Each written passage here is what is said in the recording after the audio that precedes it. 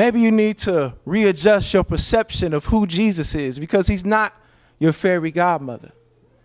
He's not your Santa Claus. He's not a cosmic vending machine. I put a little prayer in, I get a little blessing out. Put a little service attendance in, I get a little blessing out. It doesn't work that way. See, you don't own Jesus. Jesus owns you. Paul says, I thank God that you've placed your faith in Christ Jesus. And I thank God that you have love for all the saints. And he's talking about a love that's more than just mushy sentimentality. I remember when I was young, I used to write these poems to girls. And your eyes are like almonds, and you make my heart just float up into the clouds. That's not the kind of love that he's talking about. He's talking about a selfless love, a love that looks out for the best interests of the other. And it's funny that he puts faith and love together, because in another letter in Galatians 5 and 6, Paul says that faith expresses itself through love. How do I know that you're a Christian? Because you came to church? Well, I could put my Corolla in the garage and that don't make it a Maserati.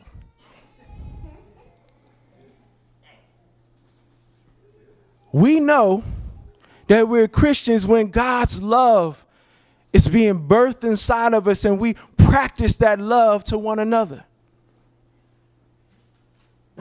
That's how we know. And Paul says, you have love for all the saints. And I love the fact that our church is multi-ethnic, because all means all. Not just the black saints, not just the Korean saints, not just the white saints, but all the saints. And that's the way it was in these times. You had different ethnic groups. You had different socioeconomic classes coming together, loving each other. And he says this faith and this love, it springs from the hope that is stored up for you in heaven. See, back in those days, people didn't have that much hope. Life expectancy, you were an old man at like 40. You were done. Time to retire. That's not a very hopeful existence. People didn't have hope. Hope wasn't a popular notion. And so he says, this gospel, this good news has brought hope to you. And there's two things about hope. See, we think of hope as like, oh, it's some futuristic thing way out. I have hope. But hope is anticipation, but it's also participation. Anticipation, but also participation. What do I mean by that? Back in the day, Christmas time would be coming around what? November, the kids start getting a little antsy. Hey, what are you getting me for Christmas? They have an anticipation. The participation is this: you better be good, or you're not getting that Nintendo Wii. It's like, those are like magic words. Kids can be running around crazy. It's like, Christmas is coming. Okay. And so this hope that we have influences, this future hope influences our behavior in the present. The thing that's supposed to distinguish us as followers of Christ is that we live differently because we have hope. The love that we show is selfless because we don't have to grasp at everything, because we have hope that we'll get what we deserve in the end.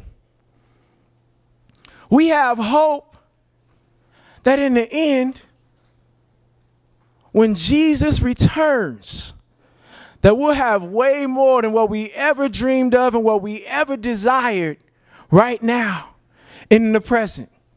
So I'm on the 405. I'm driving. Somebody cuts me off in traffic. I'm already late. I don't need to get upset because I have Jesus is Sunday school answer, but Really big stereo. no, not a really big stereo. Come on, work with me, people. Hope. I have hope. And so the little, small, trivial things don't matter because I have a transcendent hope. A hope that transcends everything that I'm going through. You're having a rough week right now. Know that there is hope. You may not be able to see it. You may not be able to feel it. But there is hope. And so Paul says, you have this hope and you learned about it in the word of truth, the gospel. He says the gospel has come to you. Now, I've read this many times over and over. I said, the gospel has come to you, the gospel has come to you, whatever. But he's saying the gospel has come to you. He makes it like it's a person. He personifies the gospel. What he's trying to say is the gospel, this good news that Jesus has given us hope and that we can live lives of faith and love, is so powerful that it's personified. So powerful. Have you ever met somebody that you could say, man, they are just meanness. They're just bitterness. Walking through the door right now. He's saying that, hey, when you received this gospel, it was personified. It came to you walking with legs and hands and feet, and you received it. It was a force that was let loose in the world. See, the gospel is not something that we own. The gospel is not just a couple of words that I say about Jesus and hope somebody, raises their hand or prays a little prayer and then I could notch it on my belt, done my Christian duty, moving on. The gospel is a force that's let loose.